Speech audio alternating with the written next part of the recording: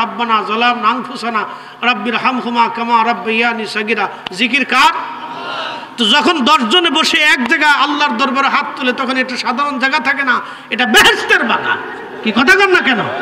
দুরূদ শরীফ শুরু হলো আল্লাহুম্মা সাল্লি আলা, হে আল্লাহ হে রব সাল্লি আলা, আমার দুরুদ সাল্লি আলা তার উপরে সাইয়্যিদানা, যিনি আমাদের সাইয়্যিদ মাওলানা, আমাদের দুনিয়া অভিভাবক আখিরাতের অভিভাবক মুহাম্মদ, ওয়া আলা আলে সাইয়্যিদিনা, এবং তার আহলের উপরে তার পরিবারের উপরে সাইয়্যিদানা মাওলানা মুহাম্মদ।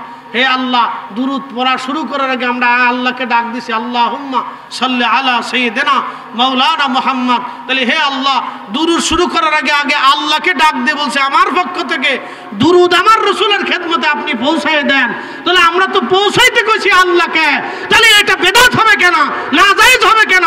এই মজলিস নিষেধ হবে কেন? কি কথা কন না কেন? কেন নিষেধ হবে এই মজলিস? খালি ফতোয়া দিয়ে দিয়ে বন্ধ করে আজকে মহিলাদের উপকার করে দিছি, শয়তানের লাভ বানাই দিছি। আমাদের ছেলেপেলেরা এখন হাফ প্যান্ট পরে রাস্তা দিয়ে হাঁটে, দাঁড়ায় হিসাব করে। মুরব্বী চিনে না, মোটরসাইকেল একটা ফেলে ও বাপ চিনে না, খালি ভীম ভীম ভীম ভীম ভীম ভীম ভীম ভীম করে চলতে থাকে। ও উস্তাদ মাসে কিচ্ছু চিনে না। কি কথা খারাপ কিছু ভাই?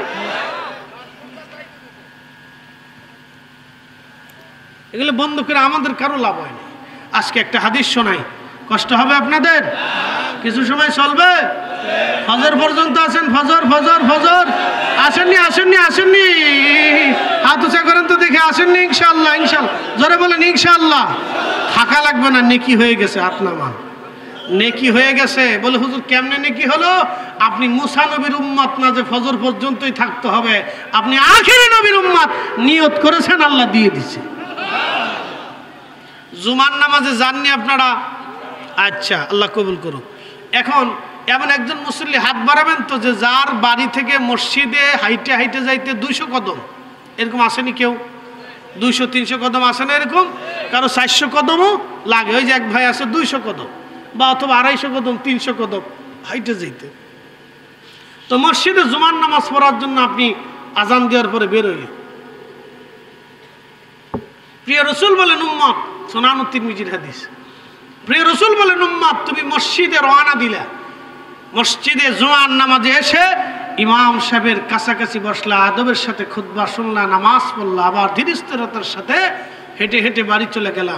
তোমার প্রত্যেক কদমে কদমে কদমে কদমে কদমে আল্লাহ 1 বছর ইবাদত এবং 1 বছর রোজা রাখার নেকি তোমার আমল নামায় প্রত্যেক কদমে কদমে দিবে। 200 কদম হলে 200 বছর, 400 কদম হলে 400 বছর, 600 কদম হলে 600 বছর, 800 কদম হলে 800 বছর, 1000 কদম হলে 1000 বছর। এক জুমাতে আপনি 1000 বছরের নেকি পাচ্ছেন। শুধু হাইটে যাবেন আর হাইটে আসবেন, হাইটে যাবেন আর হাইটে আসবেন। এক জুমাতেই আপনি 1000 বছরের নেকি পাচ্ছেন 1000 কদমে। এটা আমার মুসা নবীর উম্মত হলে পেতেন না, এটা আখিরি নবীর উম্মত হয়েছেন বিদায় পেয়ে গেছেন। একসাথে বলা যাবে না আল্লাহু আকবার। তো সেই নবীর দুরুদ আপনার ঘরে হবে না তো হিঁদুর ঘরে হবে? সেই নবীর সালাম আপনার ঘরে হবে না তো খ্রিস্টানের ঘরে হবে নাকি? হ্যাঁ, হাত উঁচু করে বলেন না কেন? ঠিক না বেটে? আল্লাহ কবুল করুক। বলে না, আমি এত দলিল দিতে হয় না, আকল দিয়ে বুঝে নিতে হয়। কি কথা ঠিক আছে না ভাই? সব দলিলে হয় না, আকল দিয়ে বুঝে নিতে হয়। ঝগড়া করে হয় না, প্রেম দিয়ে হয়। আল্লাহকে কেউ ঝগড়া করে পায় নাই, পাইছে কেউ?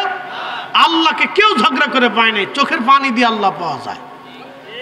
কি কথা ঠিক আছে না ভাই? ঝগড়া করে আল্লাহর খুশি করতে পারবেন? আল্লাহর সাথে ঝগড়া করেন, আল্লাহ দিবা না কা, আল্লাহ দাও না কা, জীবনও পাবেন না। আপনি বিনয়ে হাতটা বাড়ায় বলে দেওয়া ভুল হয়ে গেছে, আল্লাহ চোখের পানি ছেড়ে দেন। আল্লাহ ডাক দেবে, বান্দারে তোর চাইতে 99 গুণ দয়া আমার বেশি, তুই কেঁদে দিয়েছিস, তোর পানি আমি বৃথা যেতে দেব না। আরে সন্তান 1000 অপরাধ করেও মায়ের সামনে এসে চোখের পানি ছেড়ে দিলে মা সন্তানকে মাফ করে দেয়। আর মায়ের চাইতে 99 গুণ দয়া আল্লাহর বেশি, সে আল্লাহ মাফ করবে না? আপনারা দুয়া থেকে মাহরুম করে দিয়ে বুঝাইতেছে বড় বুজুর্গি কাজ করছি। শয়তান কোথাকার? এগুলো সব ইসরাইলের দালাল। কথা বললে তো বলবেন হুজুর আপনি অনেক উঠতে বলে বলছেন। হ্যাঁ, আমি উঠতেই বলছি। সব ইসরাইলের দালাল। এদেশে মুসলমান ধ্বংস করার জন্য ওরা আসছে। যদি দোয়া বন্ধ করে সুদ বন্ধ করাইতে পারতেন তাহলে বুঝতাম না যে একটা বন্ধ করে আর একটা বন্ধ করছেন। কি কথা ঠিক আছে না ভাই? তা তো পারেন নাই, খালি পারবেন দোয়া বন্ধ করতে। একটা পতিতালয় বন্ধ করতে পারেন না, সুদের কারখানা বন্ধ করতে পারেন না, ঘুষের কারবারি বন্ধ করতে পারেন না, বেহায়াপনা বন্ধ করতে পারেন না, জেনা বন্ধ করতে পারেন না, হোটেলের নারী ব্যবসা বন্ধ করতে পারেন না। আমনি খালি পারেন দোয়া বন্ধ করতে, কোরআন খতম বন্ধ করতে, দোয়া দুরূদ জিকির বন্ধ করতে। কিছু মৌলবীর মনে হয় ব্যবসা লেগে গেছে, খালি এটা বন্ধ করে, এটা বন্ধ করে, এটা বন্ধ করে। ওনার ওয়াজ খালি এটাই, আর কোনো ওয়াজ নাই।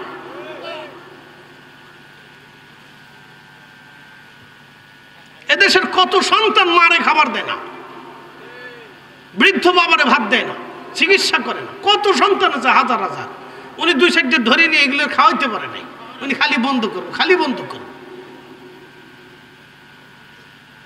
আল্লাহ আমাদেরকে এই জন্য পাঠাই নাই তো।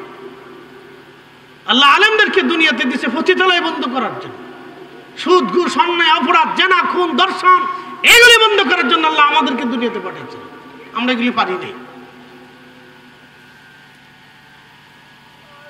যেটা করবো সেটা করি নাই, করতেছি উল্টাটা। কথা কি আমার লজিক খারাপ ভাই? যুক্তিকতা আছে না? অবশ্যই যুক্তিকতা আছে। আমার যেটা বন্ধ করার দরকার আমি সেটা পারি নাই, যেটা বন্ধ করার দরকার না আমি সেটা বন্ধ করে লিখে পাগল হয়ে গেছি। কি মানে অসুস্থতা এক ধরনের, মস্তিষ্কের ভিতরে যেটা ঢুকছে খালি হেডে ঢুকছে।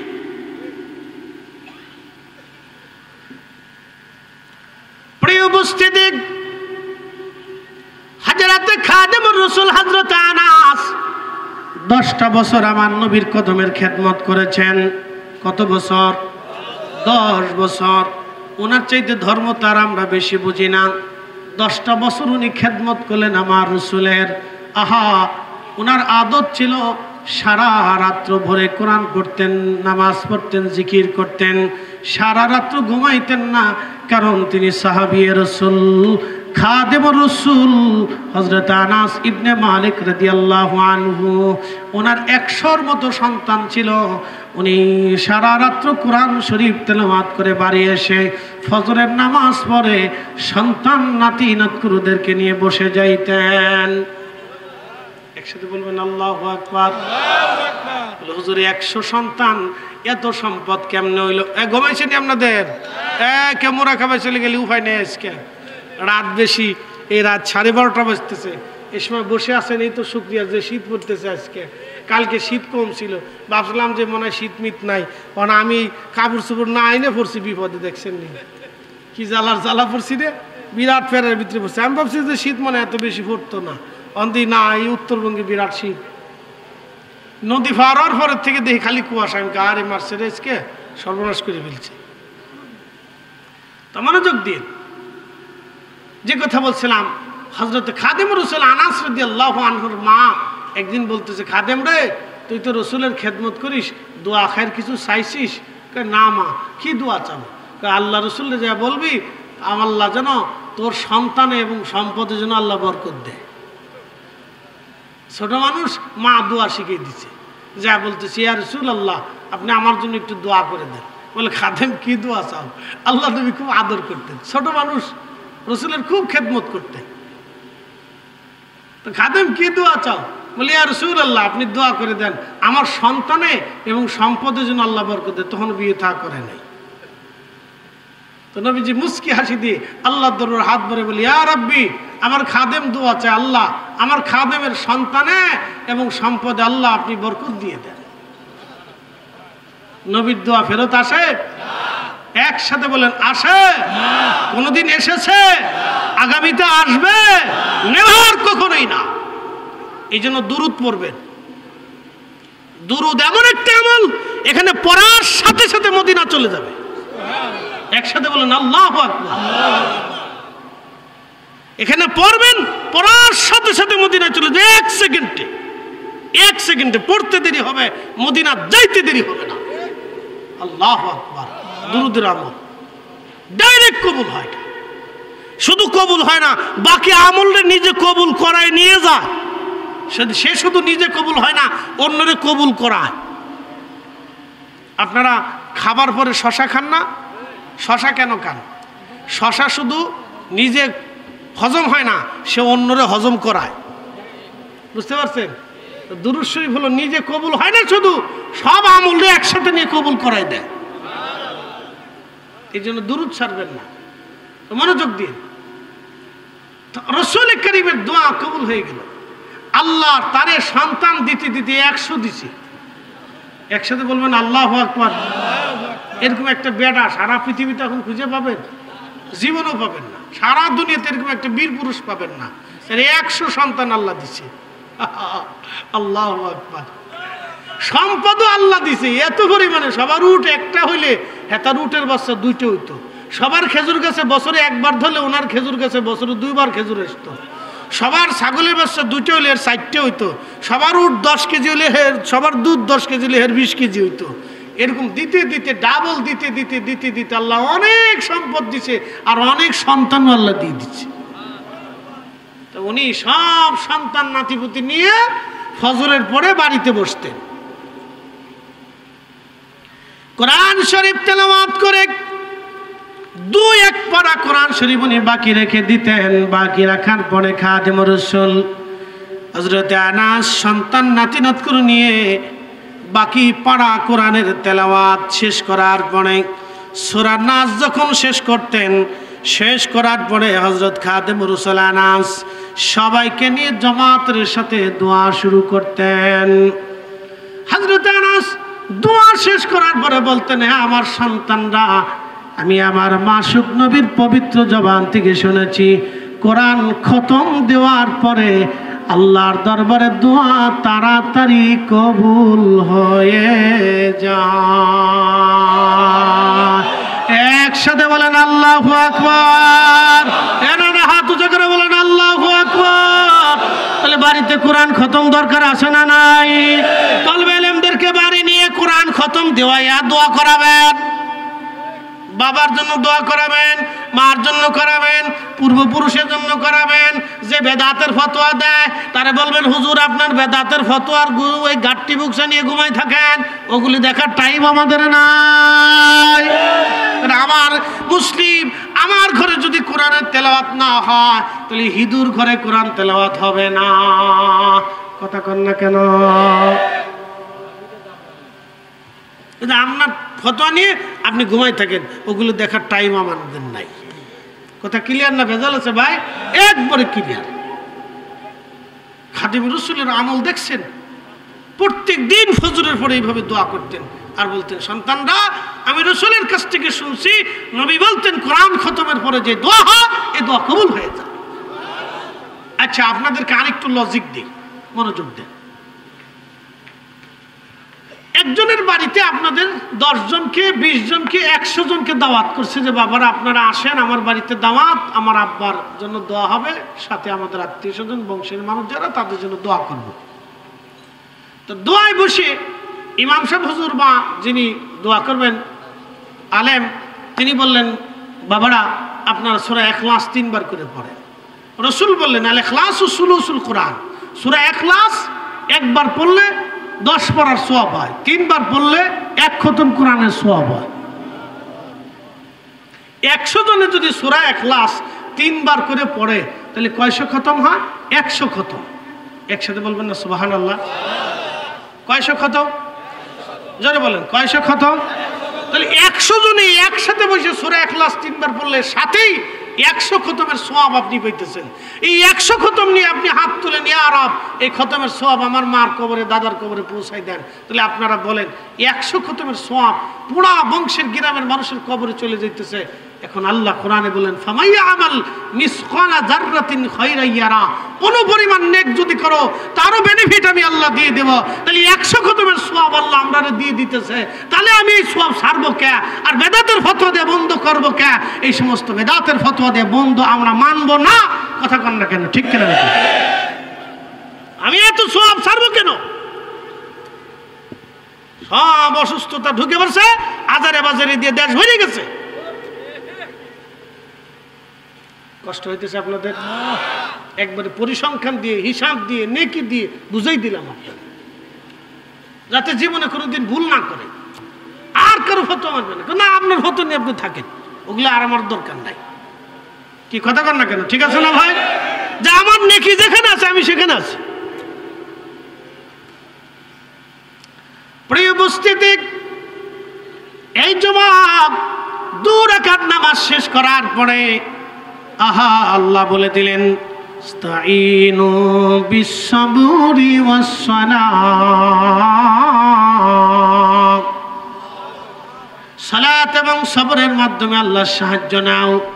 তখন এই যুবক নামাজ শেষ করার পরে আল্লাহর দরবারে হাত বাড়িয়ে দিয়ে বলি, ইয়া রাব্বি, আল্লাহ, আমি তো জেনাও করি নাই, খুনও করি নাই, আপনি জানেন। আর আমি এটাও জানি, যেহেতু জেনা খুন আমি করি নাই, অতএব শাস্তি তুমি আমারে দেওয়া না। রব্বুল আলামিন, অবশ্যই শাস্তি আমি পাব না, যেহেতু আমি জেনাও করি নাই, খুনও করি নাই। আল্লাহুম্মা সাল্লি আলা, মাশাআল্লাহ,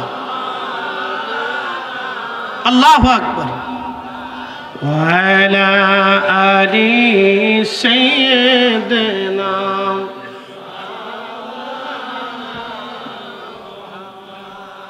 উঠবেন না, বসেন, একটু দোয়া করে যাবেন। ও মা কবর থেকে প্রতীক্ষায় বসে আছে, আমার বেটা মাহফিলে গেছে, আজকে বুঝি একটু দোয়া করবে।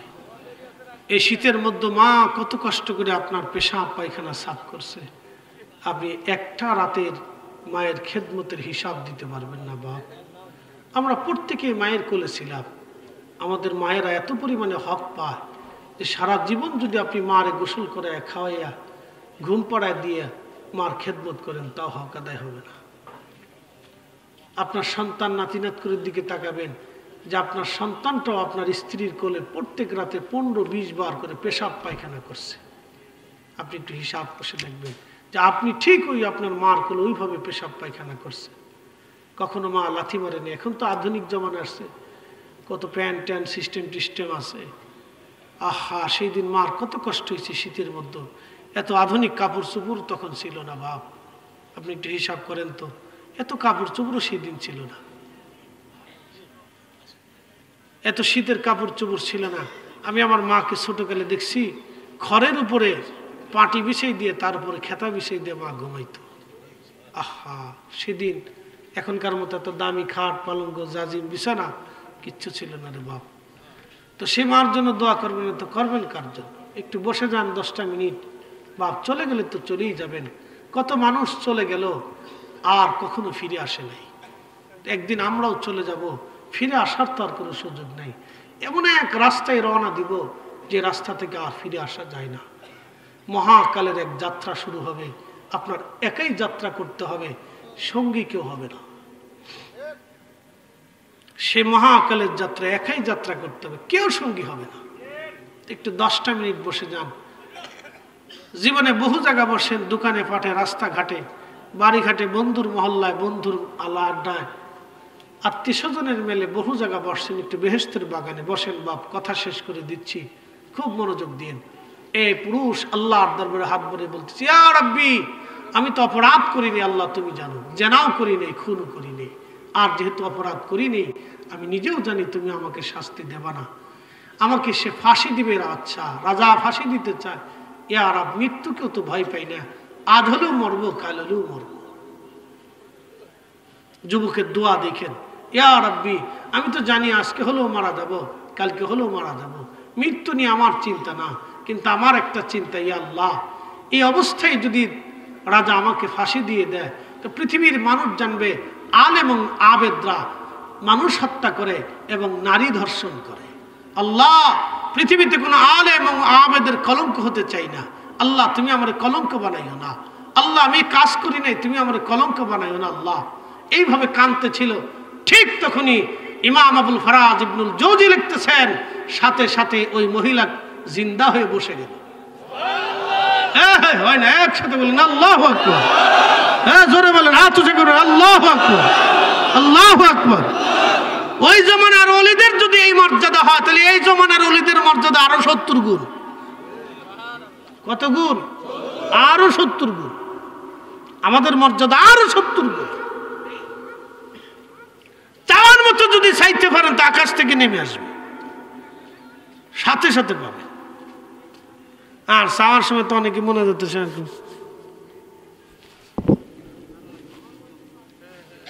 কথা কন না, আছে না মোনাজাত গুতায়। আমার কিছু দড়ি ফাহা মোনাজাত আছে। কি কথা কন না কেন? দড়ি ফাঁকেন না মোনাজাত, দড়ি ফাঁকেন, দড়ি চিনেন না আপনারা? দড়ি, আমি ফরিদপুরের মানুষ, আমরা ফাটের দেশের লোক। দড়ি ফাঁকান না মোনাজাত, দড়ি ফাঁকা মোনাজাত দিতে চেষ্টা করো, ঘষা করস কে? তুই কি আগুন জ্বালাইবি না দড়ি ভাইবি? এমনি মোনাজাত করস কে রে? হ্যাঁ, এমনি গুতাগুতি করে, খুচাখুচি করে, এমনি একটু করে, একটু আঙ্গুল ফুটায়, একটু হাত ফুটায়, কত বাপ তাহলে এগুলি কেন? মোনাজাত রব্বে করিমের দরবারে আপনি হাত পাচ্ছেন, আপনি ভিখারি আর আমার রব দাতা। ভিখারি যেইভাবে বিনয়ের সাথে হাত পাতে, আপনি আমি ভিখারি, ভিখারিকে বিনয়ের সাথে হাত পাততে হবে। কথা ঠিক আছে না ভাই? প্রিয় উপস্থিতি, আল্লাহর বান্দার মহিলা জিন্দা হয়ে গেল। মহিলা জিন্দা হয়ে বলে, হে রাজা, তুমি যাকে আর শাস্তি দিবা, মৃত্যুদণ্ড দিবা, এই যুবক বুজুর্গ আমাকে হত্যা করে নাই, আমার সাথে জেনাও করে নাই, বরং আমি তাকে ধোঁকা দেওয়ার জন্য গিয়েছিলাম মানুষের প্ররোচনায়। আমার এই জেনার থেকে বাঁচার জন্য এই যুবক তার 10টা আঙ্গুল আগুন দিয়ে পুড়িয়ে ফেলেছে। রাজা, তুমি তার আঙ্গুলের দিকে তাকায় দেখো, সে 10টা আঙ্গুল পুড়াইছে আমার জেনার থেকে বাঁচার জন্য। অতএব এই যুবক নির্দোষ। এই কথা বলেই মহিলা আবার মারা গেল। রাজা দৌড়ে এসে দেখে ঠিকই তার 10টা আঙ্গুল আগুনে পুরানো। তেলের গাড়ি তেলে চলে, হাওয়ার গাড়ি হাওয়ায় উড়ে, বিনা তেলে চালায় গাড়ি নবী সুলাইমান। আমরা সেই মুসলমান। কথা ঠিক কিনা? আল্লাহ কবুল করুক। জোরে জোরে বলেন আমিন। লা ইলাহা ইল্লাল্লাহ, জোরে লা ইলাহা।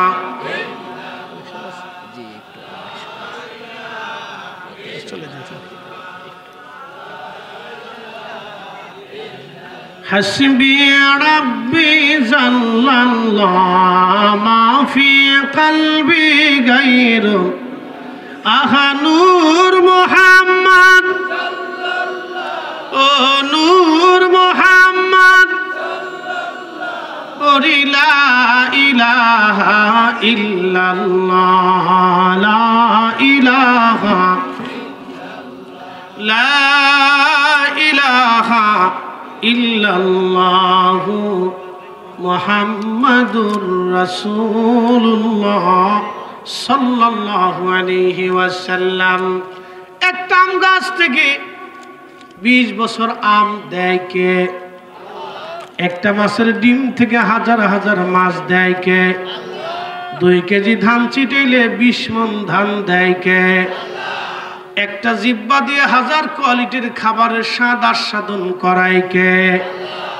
আল্লাহ যদি এত কিছু দিতে পারে, তাহলে আপনি বলেন 1 টাকা আল্লাহর পথে দান করলে 70 গুণ বাড়ায় কে? বিশ্বাস আছে না নাই? অ্যাক্সিডেন্ট, বালা, দুর্ঘটনা, অপমৃত্যু, মুসিবত থেকে আল্লাহ নিজে বাঁচায়। যারা আল্লাহর পথে দান করে, আমার রব্বুল আলামিন তাদেরকে বিভিন্ন বালা থেকে বাঁচায় দেয়। দান করলে মাল কমে না, দান করলে মাল বেড়ে যায়, সম্পদ আমার আল্লাহ বাড়ায় দেয়। দেহের জাকাত হলো রোজা, মালের জাকাত হলো অর্থ সম্পদ আল্লাহ রাস্তায় দান করা। এই ছেলেরা মাদ্রাসার বাচ্চারা খাবে, ওরা কোরআন পড়বে, এই কোরআনের নেকি আপনার আমার বাবা মার কবরে পৌঁছাবে। পূর্ব দেলোয়ার গোরস্থানের ভিতরে যত মানুষ ঘুমায় গেল, সবার কবরে নেকি চলে যাবে। আল্লাহর একজন বুজুর্গ বান্দা প্রতিনিয়ত কবরস্থানে ঘুমাইতেন। তো তিনি স্বপ্ন দেখতেছেন, সব গোরস্থানের ভিতরে নূর চমকায়, কিন্তু একজন গোরস্থানওয়ালা আল্লাহর বান্দা কবরের উপরে তার রুহু মন বেজার করে বসে আছে। জিজ্ঞেস করে বলেন, হে আল্লাহর বান্দা, তোমার কবরে নূর আসে না কেন? তখন এই বান্দা কেঁদে দিয়ে বলে, আল্লাহর বুজুর্গ, আমার একটা সন্তান রেখে আসছিলাম, ছেলেটা নাফরমান হয়ে গেছে, আমার জন্য দোয়া খায়ের করে না, নামাজ রোজা করে না, আমি পেরেশানির মধ্যে পড়ে গেছি। সবার কবরে নূর আসে, দোয়া আসে, নেকি আসে, কিন্তু আমার কবরে কোনো নেকি আসে না, আমার কবরে কোনো সওয়াব আসে না, আমি বড় পেরেশানির মধ্যে পড়ে গেছি। অমুক দোকানে আমার ছেলেটা চাকরি করে, অমুক বাজারে, আপনি দয়া করে আমার একটু উপকার করে ছেলেটাকে বুঝাই দেন, যাতে ছেলেটা নামাজ রোজা জিকির ফিকির করে আমার জন্য দোয়া করে। আল্লাহর ওলি সকালবেলা ফজরের নামাজ পড়ে তিনি রওনা হয়ে গেলেন। ঠিকই তার ঠিকানা মোতাবেক ওই দোকানে যে জিজ্ঞেস করলেন, বেটা তোমার নাম কি? অমুক। বলে হ্যাঁ। তোমার বাবার নাম কি? অমুক। বলে হ্যাঁ। অমুক গুরুস্থানে তোমার বাবাকে দাফন করা হয়েছে? বলে হ্যাঁ। বেটা তুমি বলে নামাজ রোজা জিকির বিকির সব ছেড়ে দিয়েছো? বলে হ্যাঁ। হুজুর আপনি কেমনে জানেন? বলে গত রাত আমি গুরুস্থানের মধ্যে শুয়েছিলাম, স্বপ্ন দেখলাম সব গুরুস্থানের কবরে নেকি যায়, নূর চমকায়, কিন্তু তোমার আব্বার কবরটা আজকে একেবারে জাহান্নামের টুকরা হয়ে তোমার বাবা মলিন হয়ে কবরের উপরে বসে আছে। জিজ্ঞেস করার পরে তোমার ঠিকানা, তোমার হালত তোমার বাবা আমাকে বলে দিয়েছে। বেটা তুমি তওবা করো, তোমার বাবার জন্য বেশি বেশি দোয়া করো। ছেলেটার সাথে সাথে হাত ধরে বলল, হুজুর তওবা করলাম, আল্লাহ আমার জন্য মাফ করে দেয়, আমি আজকে থেকে বাবার জন্য দোয়া করব। ওই বুজুর্গ কয়েকদিন পরে আবার গুরুস্থানে গেছে, ঘুমাইয়া পড়ছে, স্বপ্নের ঘরে দেখে সব কবরে নূর, ওই আল্লাহর বান্দার কবরে নূর চমকায়। ডাক দে বলল, হুজুর আপনি অনেক বড় উপকার করেছেন আমার, আজকে এই কবরে আপনি আসার কারণে আমার কবর আজকে উজালা হয়েছে, আমার ছেলেটা দোয়া করার কারণে আমার কবরে আল্লাহ নূর পাঠায়, আল্লাহ আমারে মাফ করছে, আমার কবর আজ উজালা হয়ে গেছে। জোরে বলা যাবে কি মারহাবা? আপনি যদি দান করেন, আল্লাহর পথে খরচা করেন, তাহলে আপনার আব্বা আম্মার কবর উজালা হয়ে যাবে। সাহাবী সাদ বলেন, ইয়া রাসূলুল্লাহ, আমার মার জন্য যদি কিছু সদকা করি মা কি কবরে পাবে? বলে হ্যাঁ পাবে। ইয়া রাসূলুল্লাহ কি দিব? নবীজি বলেন, তোমার ইচ্ছা। সাদ রাদিয়াল্লাহু আনহু বললেন, ইয়া রাসূলুল্লাহ, আমার একটা অনেক বড় খেজুরের বাগান আছে, এই খেজুরের বাগানটা আমি আল্লাহর পথে দান করে দিলাম, মানুষ খাবে, এর সওয়াব যেন আমার মার কবরে পৌঁছায়। সাহাবী খেজুরের বাগান দান করে দিয়েছে মার কবরে নেকি পাঠানোর জন্য। সাহাবী খেজুরের বাগান দান করে মার কবরে যদি নেকি পাঠাইতে পারে, আমরা মাদ্রাসায় দান করি আমার নামে বাবার নামে নেকি পাঠাইতেই পারবো। কথা কোন ঠিক কিনা? এই জন্য খুশি মনে মাদ্রাসার জন্য শরীক হবে। প্রিয় উপস্থিতি, একটা লোক যাবেন না, মাত্র 10টা মিনিট সময় আমাকে দিবেন।